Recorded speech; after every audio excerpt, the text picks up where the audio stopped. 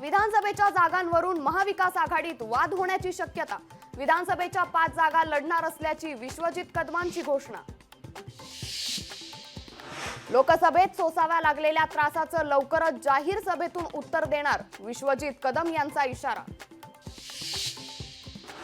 नीट घोटाळ्याचा गुजरात पॅटर्न। नीट घोटाळा प्रकरणी सामनातून हल्लाबोल। घोटाळ्याचे गुजरात कनेक्शन भयंकर असल्याची सामनातून टीका।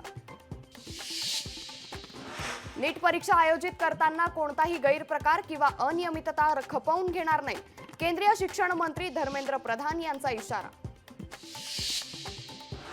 धारावी पुनर्विकासाच्या नावाखाली मोक्याच्या जागा अदानी समूहाला दिल्याचा धारावीकरांचा आरोप। कुर्ल्यातील मदर डेअरीची जागाही पुनर्वसनासाठी दिल्याची माहिती। शालेय विद्यार्थ्यांना लवकरच एक समान गणवेश, शालेय शिक्षण विभागाचं स्पष्टीकरण। रत्नागिरी नागपूर राष्ट्रीय महामार्ग कामात जमिनी जाणाऱ्या शेतकऱ्यांना चौपट मोबदला द्या, मोबदला दिल्याशिवाय भूसंपादन करू देणार नाही, राजू शेट्टींची भूमिका। अमरावतीत महारेराकडून 24 प्रकल्पांची नोंदणी स्थगित। राज्यातील 1770 गृहनिर्माण प्रकल्पांची नोंदणी स्थगित।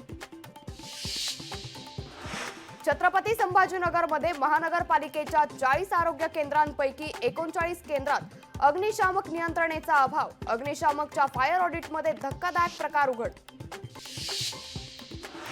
नाशकात स्वाईन फ्लूचं थैमान, बळींची संख्या 9 वर। आरोग्य विभागाकडून सतर्कतेचा इशारा, काळजी घेण्याचं प्रशासनाकडून आवाहन। उन्हाळी सुट्टीनंतर आजपासून राज्यभरातील शाळा सुरू। श्रीवर्धन तालुक्यातील जस्सी गावात बँड बाजा वाजवत विद्यार्थ्यांची मिरवणूक काढून विद्यार्थ्यांचं जंगी स्वागत। अभिनेत्री रवीना टंडन विरोधात गोरेगाव पोलीस ठाण्यात तक्रार दाखल। मोहसिननं अर्ज देऊन केली एफआयआरची मागणी। भाज्यांच्या दरात 5 ते 6 रुपयांनी वाढ। आठवड्याभरापासून बाजारात भाज्यांची आवक घटली। गोबी, काकडी, कोथिंबीर महागली। देऊळवाडा इथं मुसळधार पावसामुळे केळी पिकांचं मोठ्या प्रमाणावर नुकसान। खासदार बळवंत वानखडेंनी केली शेतकऱ्यांच्या नुकसानीची पाहणी।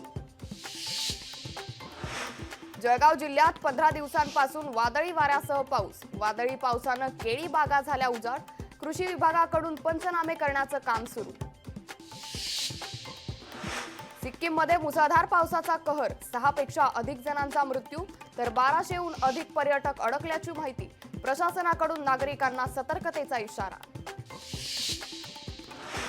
शेगावचे संतश्रेष्ठ श्री गजानन महाराजांच्या पालखीचं अकोला शहरात आगमन। जागोजागी स्वागत तर अकोल्यात 2 दिवस राहणार मुक्कामी।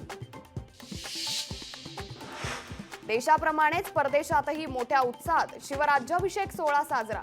अल्मेरे महाराष्ट्र मंडळाकडून सोहळ्याचं आयोजन।